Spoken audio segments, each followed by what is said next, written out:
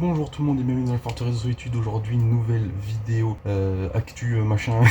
C'est vidéo comics là, c'est même plus de l'actu là, c'est sorti en juillet, on est en août. Aujourd'hui je vais vous parler de Rook Exodus que j'ai pris en version noir et blanc du coup de Geoff Jones et oui, Geoff Jones et Jason Fabok, le duo derrière le dernier arc de la Justice League de Geoff Jones justement, derrière Batman 3 Joker et du coup maintenant ça Rook Exodus. Du coup qui est du coup moi en version noir et blanc que je ne regrette pas d'avoir pris en version noir et blanc parce que je trouve que on voit beaucoup plus la pureté du trait de Jason Fabok que personnellement j'adore et qui est un artiste complètement dingue.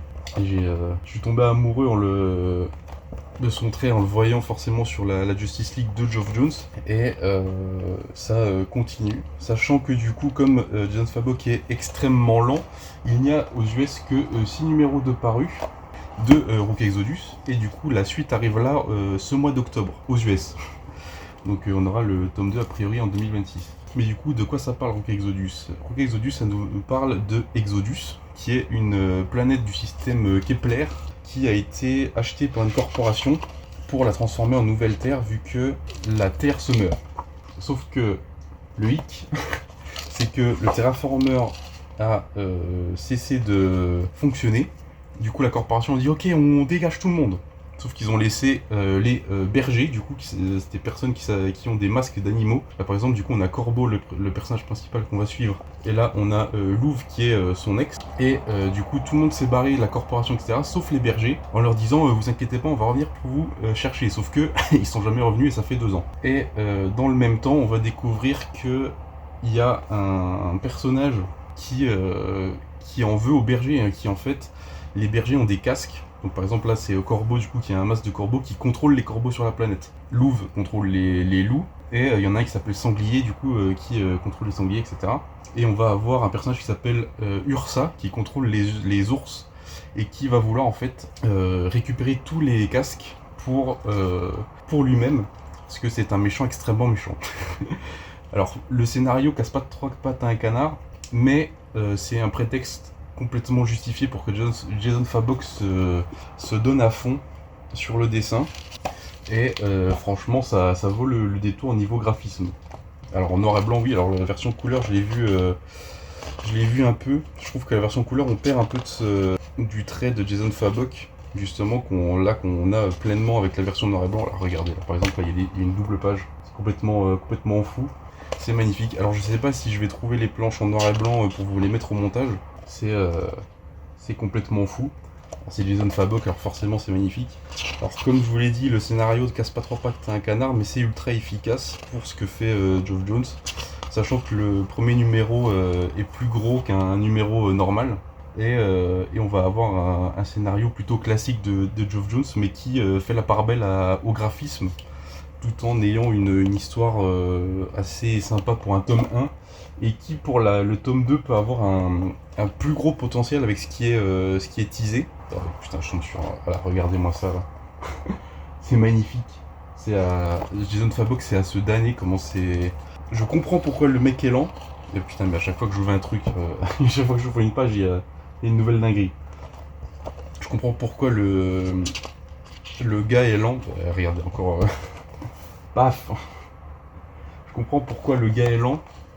Et franchement, ça vaut l'attente. Hein. Clairement, c'est complètement justifié. Enfin, complètement justifié. Ça vaut l'attente pour avoir des dessins comme ça. Quoi. C'est hop là, encore une double page. Mais voilà. Oui, le scénario est du coup, c'est un tome 1, il y a 6 numéros là-dedans.